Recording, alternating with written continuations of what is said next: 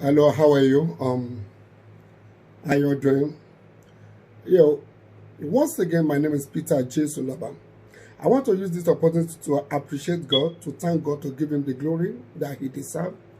I want to celebrate God for our life, that we are still alive, because the scripture says, "Let every living praise the Lord," to appreciate God. It does not matter what we are going through. God is the only one that can change our situation, no matter what we are going through. Today, I'll be sharing a Bible passage, and the title of this message is going to be Go and Sin No More. Go and sin no more. I believe most of us, nearly all of us, we know about this message. The woman that was caught in the act of adultery, in the middle, in the act, that present act of adultery. She was caught, and they brought her to Jesus Christ. That is John 8, John 8 and 3, John chapter 8, then verses 3 to 11. John 8, 3 to 11. I'm going to read it real quick so that then, in case some of us that didn't know this story, I'm going to read it. And like this year, we need to start reading our Bible, to read things by ourselves so that we be sure of what we are doing. So John 8, I'll be starting from verse 3. It said, "The teachers of the law," and I'll be reading from Good New Testament. GNT, Good New Testament, so that it's going to be easier for us to understand. So it says, "The teachers of the law and Pharisees brought in a woman who had been caught committing adultery." They brought in a woman to Jesus Christ who had been caught committing adultery, and they made her stand before them all. You see, where they were gathering, Jesus Christ was there, and they brought in a woman that was caught in the middle of adultery, fornicating.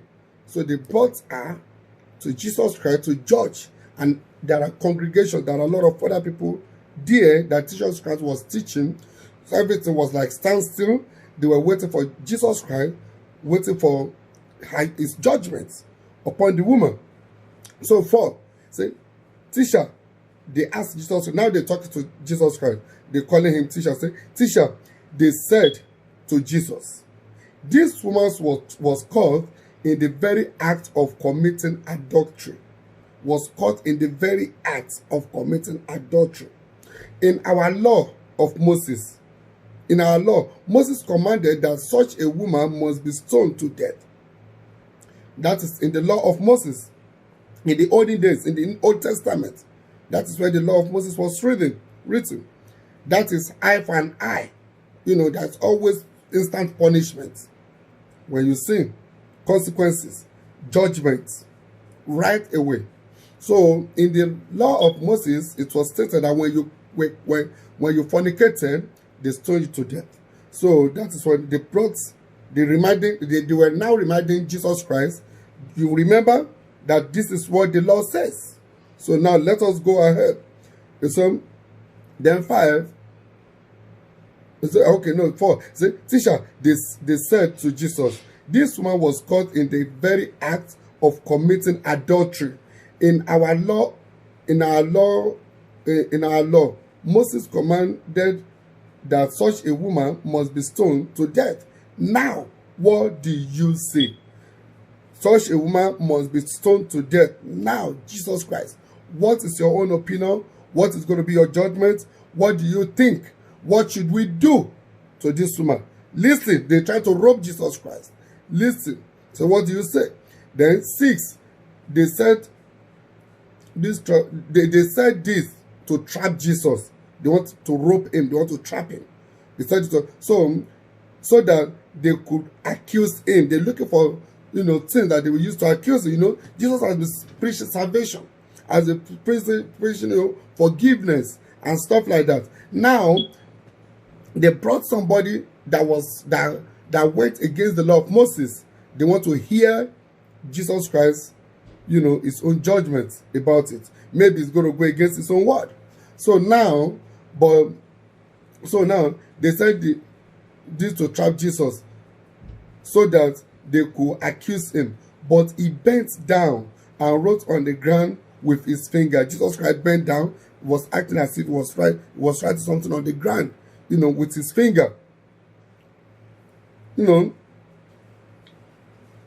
I read this place, when I got to this place, I discovered that it is very, very important that we take a second look, we relax to every question that people are asking us, so that we have to be very, very careful.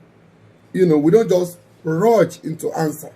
So Jesus Christ bent down, was writing something on the floor. Why now waste time, thinking about what to tell them or whatever it was doing. So as then 7, I say, as they stood there asking him questions, he straightened up and said to them, whichever one of you has not committed no sin, may throw the first stone at her.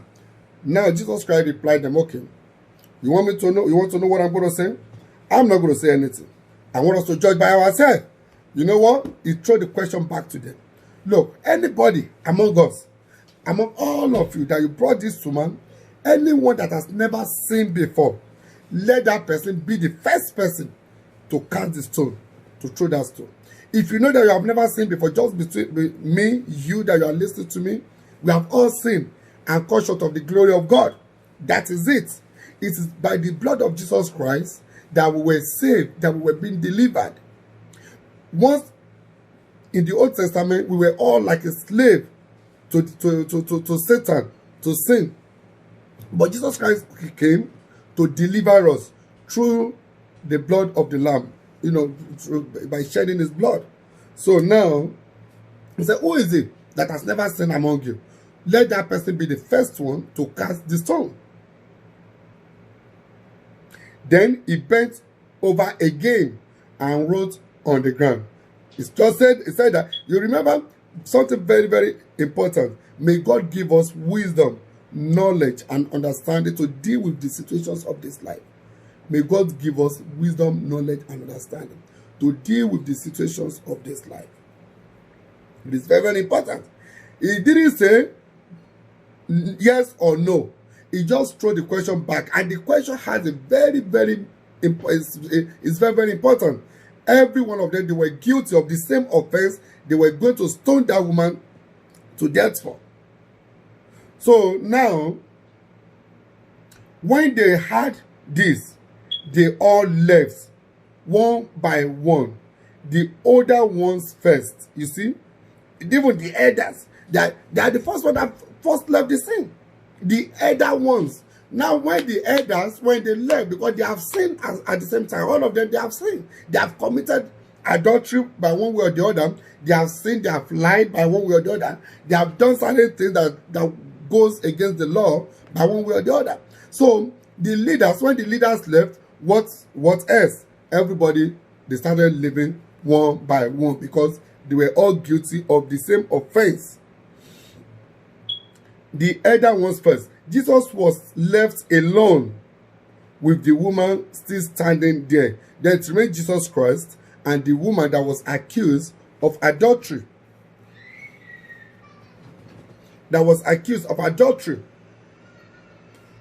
He straightened up and said to her, where are they? I wonder, where are the people that brought you? Where are the people that wanted to judge you? Where are your accusers? Where are they? Where are the people? Is there no one left to condemn you? Where are they? Is there nobody left to condemn you? The same thing with me and you, we have seen, and there are people roping us all about, saying a lot of things about us. I have people that have sinned against me. The best thing is forgiveness, no matter what has happened, because even Jesus Christ said, Father, forgive them, for they don't know what they do. At the cross, he was not looking at the pain. This is what I have to deal with personally, because if we look at what we have been through in life, we will commit more crimes. So, is there no one left to condemn you? No one, sir. The woman replied, no one, sir. She answered, well, then Jesus said, I do not condemn you either. Go, but do not sin again. Go and sin no more.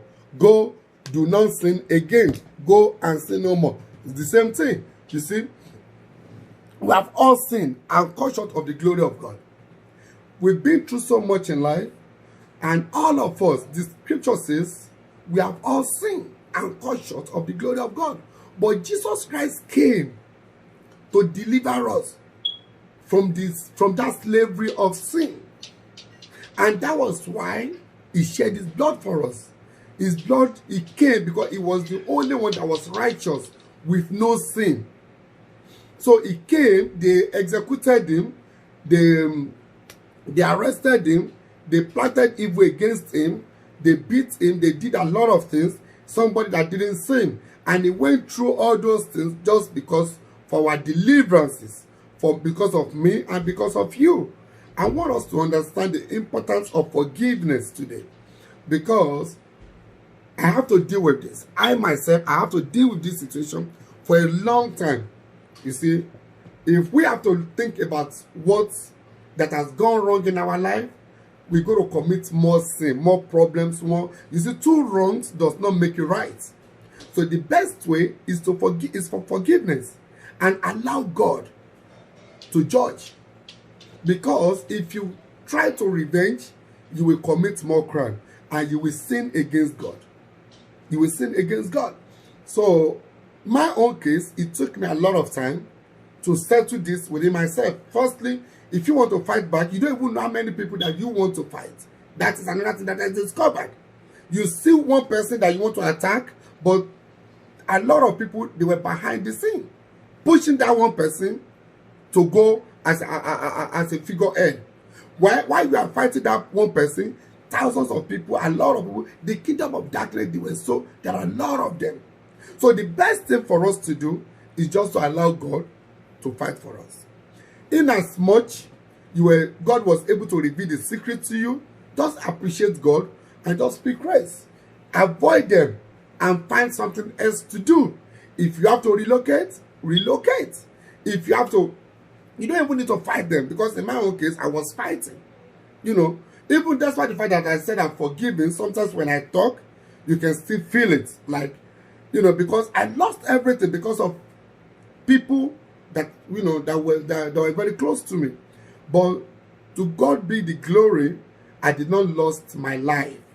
I still have my life. I can still bounce back again. The same thing with you that you are listening to me. In this year 2020, I want us to start afresh. Turn a new leaf. Forgiveness is very, very important. Love and forgiveness. I want us to look at it this way, that the scripture says, I will give you beauty for ashes. Beauty for ashes. The oil of gladness for the spirit of heaviness. Ashes are those things that you have been through in the slavery, in the hand of the wicked ones. The persecutions, the betrayals, the lies, and everything that you have been through. You did not deserve it, but they did it to you anyway. And those are the ashes of your life. Look at Joseph. Look at Shadrach, Meshach, and Abednego. Look at Daniel. Look at so many people in the Bible. They have these same ashes. But because they humble themselves, God took the ashes from them and turned it around and give them beauty for it. And I pray to God by the power in the blood of Jesus Christ, as you are listening to this message, God will give you beauty for ashes, the oil of gladness for the spirit of heaviness. Whatever you have been through in the hands of your enemy, God is going to turn it around and give you promotion for it. It will give you beauty for each and every one of them. It will promote you. It will restore you everything that you have lost. The scripture says, and I will restore to you the years that the locusts have eaten, the palmer one, the camel one. God will restore everything back to you. This year is your year of restoration. This year is your year of supernatural, divine, net-breaking breakthrough. This year is your year of divine wisdom. This year is your year of divine ideas for you to start afresh, to start. If you need to start over, you need to start over. Start over. Don't waste no time. Forget about what has gone in the past. The scripture says, behold, I will do a new thing. Now it will spring forth. Shall you not know it? I will make a way out of the wilderness, rivers out of the desert. Where it seems there is no way, this year for you, God will make a way for you. Wherever you have been rejected before, this year, go back there. They will accept you by the power in the blood of Jesus Christ. The scripture talks about the stone that is rejected, that was rejected by the builder, that later became the head of the chief cornerstone. And I'm telling you, that is going to be your portion this year. Everywhere you have been rejected, they will not rest until they locate you. They will find you and call for you by the power in the blood of Jesus Christ. Whatever you have lost into the hand of the enemy, listen and listen very well. This year, they will call you and beg and say, we are sorry, we have gone again, we made a mistake, we have done this wrong evil to you, because the blood of Jesus Christ will fight for your battle for you. What you need is just to forget. They will restore you. God will restore you by the power in the blood of Jesus Christ. They will not just only restore you, they will restore you back with interest plus interest. Everything that you have lost, everything that the enemy has taken from you, they will bring it back with interest. We remember the Ark of the Covenant. When they took it, when they stole it, when they took it and conquered them in the war, they took it to the Egyptians took it. They took it to the house of Dagon. I narrated the story before. At the end of it, it rebelled against them, and they have to return it back to Israel. And now they said, you cannot take it back the way you collected it. We have gone beyond our boundary. Let us take it back with gold, with frankincense, with a lot of things, camel, a lot of things, silver, so many things. They are coupling with it and bring it back to Israel. And that is going to be your portion in the mighty name of Jesus Christ. Whatever the enemy has stolen from you, they will restore, God will restore you with interest by the power in the blood of Jesus Christ. And let me tell you, stop checking your email or checking your mail, thinking maybe money is going to come from, or maybe your bank account. That is not, God doesn't operate like that. This is the way God operates. The next idea that comes to you, pray and go and start it. Do it diligently in year 2020. I'm telling you, that same idea, God will restore you through that idea. It does not matter what it is. God cherishes a little beginning. Stop looking for big money to start a business. Start from where you are. It's early right now. Forget about what that you have lost. Stop talking about it. You can talk about it to see, just refresh your memory, know what you have done wrong, and just keep moving. Don't let it hurt you again. Just learn from it and move on with your life. I pray that God is going to be with everyone, each and every one of us.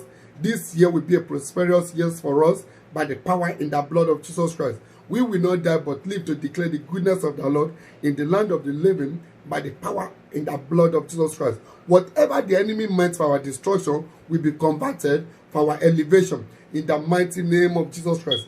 I give God the glory for your life as you are listening to this message. Once again, please share this message. If that is the only thing you can do, do the work of evangelism. Share this message and God will bless you. My name is Peter J. Suloba of Jesus is the King of Kings International Ministry. Join us on Facebook, Jesus is the King of Kings. On Twitter, on Twitter and on YouTube, that we have messages there. We are building everything up. Join us and God will bless you in the mighty name of Jesus Christ. I will see you again tomorrow. Thank you. Cheers.